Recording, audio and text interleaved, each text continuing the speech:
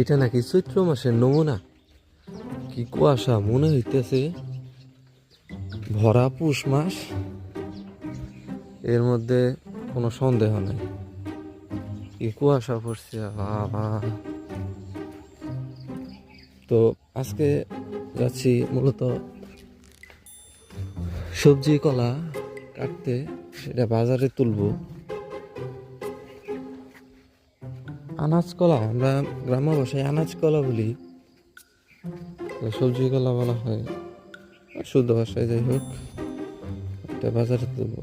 এখানে মরিচ গাছ প্লাস কিছু লাল লাল শাক, ডাঙা শাক এসব দিয়ে দেওয়া হয়েছে। আর এখানে কচু, এই তো কচু কচু দিয়ে দেওয়া হয়েছে। আলহামদুলিল্লাহ ভালো ফলন হচ্ছে, আশা করা যায়।